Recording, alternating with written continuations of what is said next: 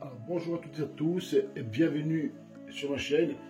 Donc aujourd'hui pour commencer cette année, je vais vous faire un petit cadeau. Donc je vais vous expliquer comment je fais les canestrelli au cédra et aux noisettes. Donc cédra confit hein, que je fais moi-même, noisettes aussi que je fais moi-même.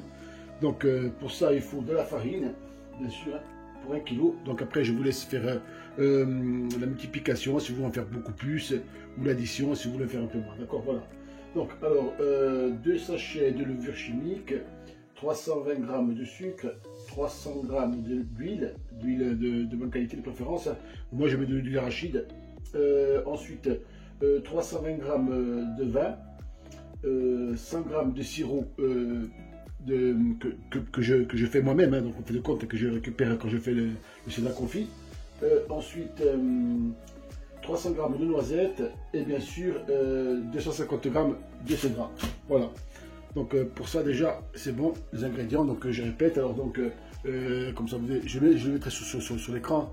Donc alors donc 1 kg de farine, 2 sachets de levure de préférence bio, 320 g de sucre, 300 g d'huile, 320 g de vin blanc, 100 g de sirop de cédra, 300 g de noisettes concassées et 250 g de cédra. Voilà.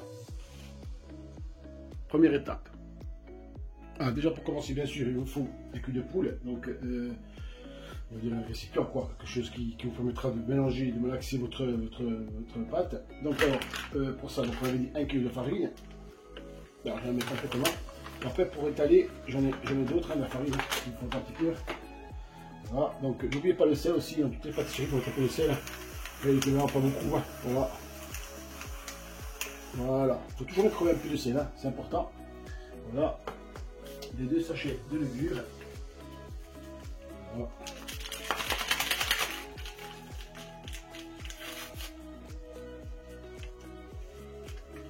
Voilà, ça c'est fait. Voilà, ça il faut bien mélanger. Mélanger le tout, voilà, avec un petit fouet. Voilà, c'est bon, ça, c'est réservé. Important, on met de côté, parce que maintenant, on va peser le sucre.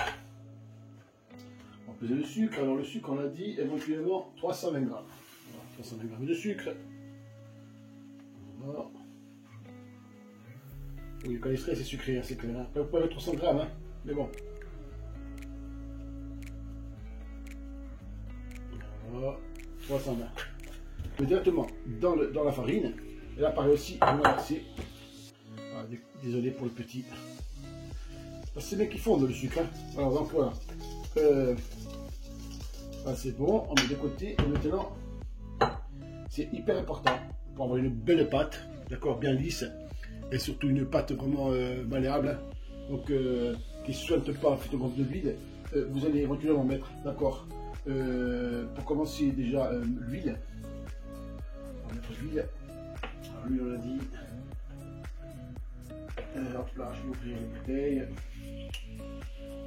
voilà, 300 g d'huile, 300 g d'huile, il faut tout peser, hein, c'est mieux, comme ça moi par exemple 10 litres, 110 litres, vous avez tous une balance chez vous, hein, voilà, 320 g.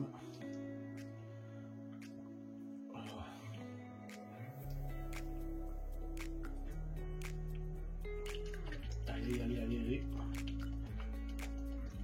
Et oui, il faut de l'huile aussi, hein. C'est vrai que c'est bon.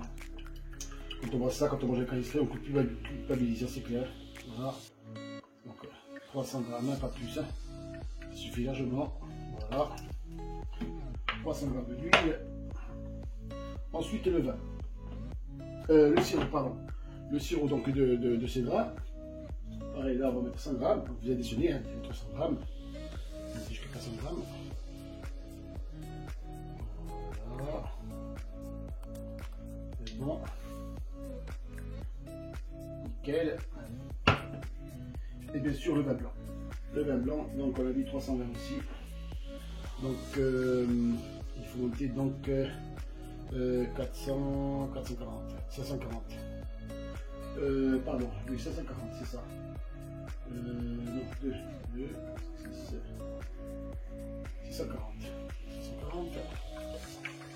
Voilà. Hop là, je vais dépasser un petit peu. 660, c'est pas grave, allez. Ça va le faire. Ça c'est important, ça, vous voyez, c'est hyper important. Pourquoi? Parce que c'est ça qu'il faut mélanger, fait de compte, d'accord? Pour avoir une bonne pâte, il faut bien les mélanger, d'accord? Hyper important. Ça, je vous dis, c'est le secret de ma recette, en fait de compte. Hein. C'est de bien mélanger tous les liquides pour pouvoir après les mettre dans la farine, le sucre et la levure et le sel. Parce que si vous le mettez un par un, c'est pas bon, il ne s'incorpore pas comme il faut. Après, le pire, c'est que quand vous mettez la pâte au repos, et elle va relâcher de l'huile. Et c'est pas bon. Là, avec ma méthode d'avant, vous allez voir, il n'y aura pas d'huile qui lâchera. Voilà. Donc là, maintenant, je vais remuer ça.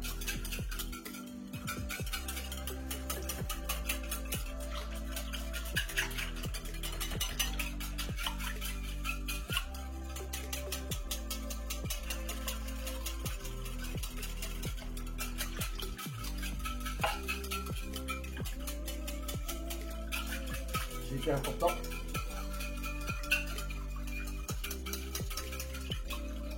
Alors moi, je vous conseille d'aller laisser reposer au moins pendant 10 minutes. Voilà, on va faire une pause. Alors bien sûr, j'ai pesé mes cédras. Voilà, donc vous voyez, 350 de cédras. On va les couper maintenant en petits morceaux, c'est important.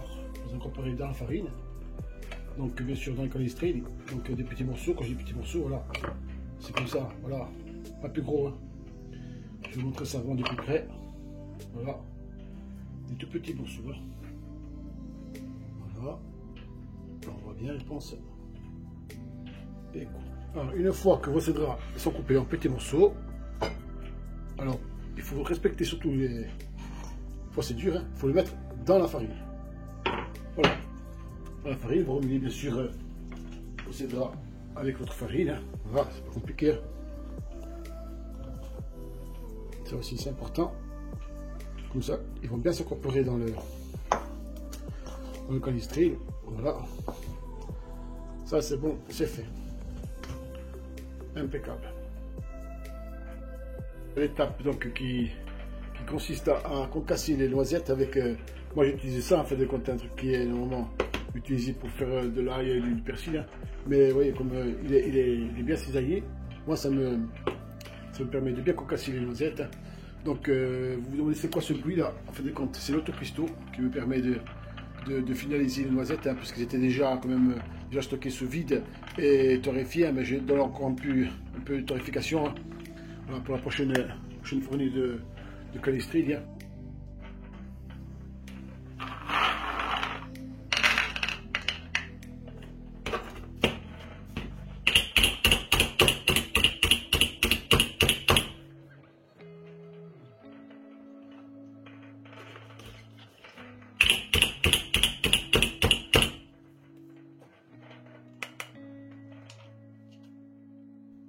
Alors voilà, j'ai concassé comment dire, mes noisettes. Donc maintenant, il faut bien mélanger, hein, faut tout mélanger. Voilà.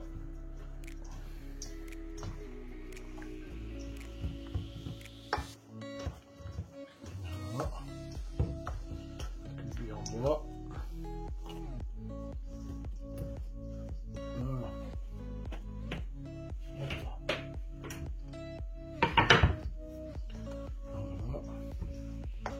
N'hésitez pas, il ne faut pas, voilà, pâtisserie, si vous voulez faire des bonnes pâtisseries, il faut y prendre le temps, voilà, il ne faut pas faire à la vite, bâcler, après au final, le résultat n'est jamais le même, hein.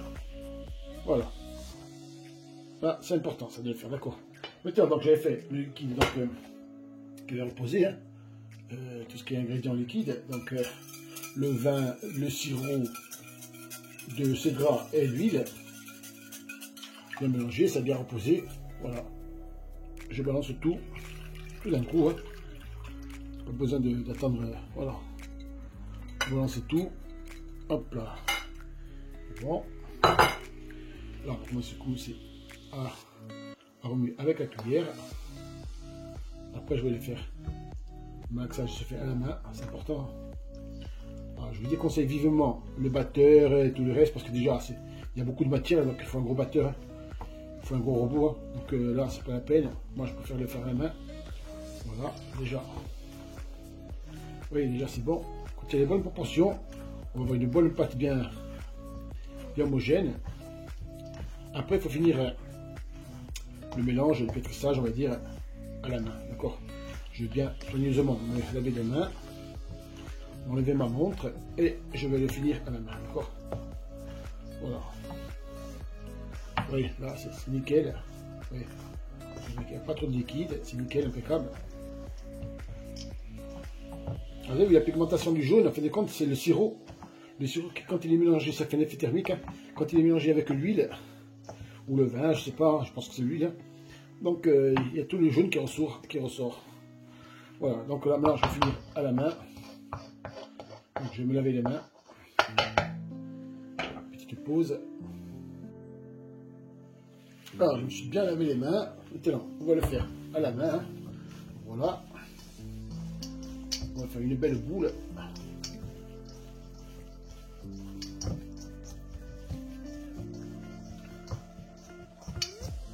Ça sent bon déjà.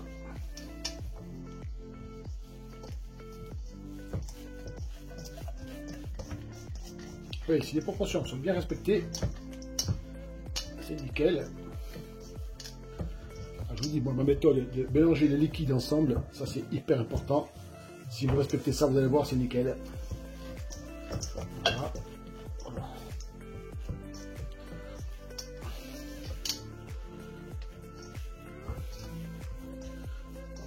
Voilà. Comme si vous faites du pain. Il faut bien mélanger, il faut bien que les ingrédients, que ce soit les confits, le cédrat et les noisettes, soient bien mélangés comme il faut. Hein. Ils ne soient pas tous au même endroit. Voilà. N'hésitez pas à appuyer dessus. Hein. Avec le poing, moi j'aime bien. Voilà. Il y a encore de la farine dessous. Oui. On va mélanger. Voilà. Alors c'est physique, hein. Attention, hein. C'est dur, hein. C'est très dur. Hein. Je vais faire avec l'autre main, on me pose un peu. Voilà.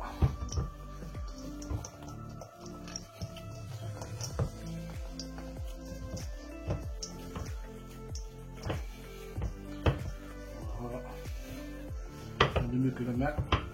Voilà. Ok, ouais, c'est bien sec.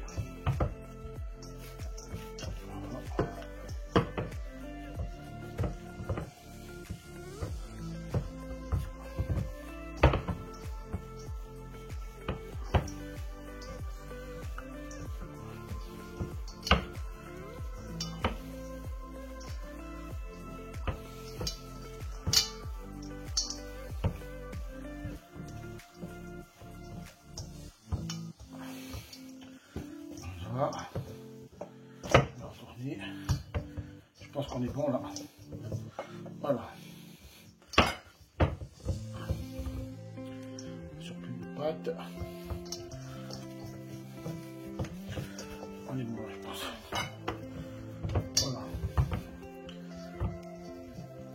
Et c'est bon, c'est important. On va mettre un peu de farine. Une farine dessus. Voilà. N'hésitez pas à mettre pas mal, hein. Ça c'est pas grave. Hein. Voilà. Bien tourner. Voilà.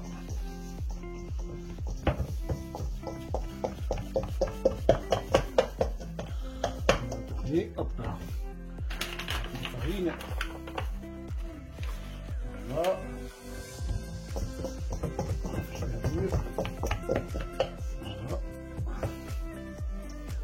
Voilà, c'est nickel. Alors maintenant, je vais vous montrer ce que je fais. Moi je fais ça. Voilà, après là, c'est le porte-pièce. D'abord, ça va faire des gâteaux. Hein. Voilà. Donc les plaques farinées. Et moi, je les mets dedans. Voilà, je les mets dedans. Ensuite, vous allez voir quand ça va être frais. Parce que ça va l'offrir comme ça. Voilà. Vous la mettez dedans. Donc, ça prend toute la plaque. Si vous n'avez pas ça, vous faites des boules, hein, vous faites des barres. Après, les canistrés, vous faites comme vous voulez. Hein. Moi, c'est ma méthode à moi pour faire des trucs, des canistrés réguliers, des bons petits carrés, hein, des rectangles. Pour l'instant, je ne peux pas vous montrer, vous verrez tout à l'heure sur du frigo. Hein. Voilà. Voilà, c'est la proportion pour 1,5 kg. voire plus, parce que bon, avec tous les ingrédients, après, la farine et tout le reste, il y a presque 2 kg d'ingrédients, d'accord? Voilà. On n'a pas besoin de rouleau, hein. Voilà. On va de partout dans les coins. C'est bien. Voilà. Prenez le temps de bien le faire. Donc, il n'y a pas de trous dans la pâte. Voilà. On est bon là. On est bon là. On est bon là. Voilà. Hop là. Allez, on est bien là. On est bien. Nickel. Voilà, et ça va au frigo maintenant. Ça va au frigo pendant 1 heure. 1h30, c'est mieux, hein. Mais bon. Allez, de toute façon, je veux dire, c'est à vous de voir, hein. Si vous voulez travailler une bonne pâte bien dure, pas trop dure non plus, hein. Que ce soit pas trop molle, si vous voulez, pour les canistrils, je vous conseille 1 heure minimum, hein. Mais 1h30, c'est bien aussi. Voilà. Alors voilà, la pâte est sortie du frigo, donc j'ai allumé mon four à 170 degrés, donc chaleur tournante. Donc c'est important, hein. Donc la cuisson ça va être entre 20 et 25 minutes. Hein. Moi j'ai mis 24 minutes, hein, exactement. Hein. Voilà, donc ils sont nickel. Donc vous avez donc une assiette creuse avec un peu de sucre, donc 200-300 g de sucre, hein, parce qu'on va enrober les biscuits quand on va les couper. Donc là je vais démouler. Voilà. Nickel. Oui, ça fait une belle pâte, un bel pâte-pièce. Moi je vous conseille d'utiliser un grand couteau. Un grand couteau, voilà. Et après je coupe mes portions. Voilà. C'est bon canistré. Je coupe. Là je mets dans la farine. Voilà. Il ne faut pas trop, voilà, faut pas trop la manipuler, la farine, hein, la pâte. Ça suffit largement. Voilà. Vous faites des canistrés. Donc voilà, vous le coupez. Vous les trempez dans du sucre. Il ne faut pas déjeuner du sucre. Voilà. Et après, vous le mettez dans un plat. La cuisson. Pas trop épais non plus. Hein. Voilà. Essayez de faire en sorte qu'ils soient tous pareils. Hein. Voilà. C'est bon. Et un couteau qui coupe de préférence. Hein. Et voilà. Et ça prend du temps, c'est clair. Là, comme ils sont beaux, hein. Ils sont vraiment beaux. Hein. Oui, il y a bien les cédrats, les noisettes à l'intérieur. Donc, il ne faut pas oublier de mettre dans le sucre, hein. C'est hyper important. Voilà. Bien disposé dans le plat, pas trop près non plus. Hein. Voilà. Et je continue, bien sûr. Hein. Je continue. Alors voilà, ils sont faits, ils sont coupés. Je vais maintenant les mettre au four. Voilà, au milieu. Je vais faire ma chaleur tournante. Donc, moi je mets.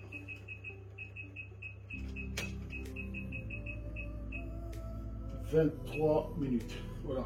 Alors voilà, les 23 minutes sont écoulées. Impeccable. Donc on va regarder un petit peu maintenant ce que ça donne.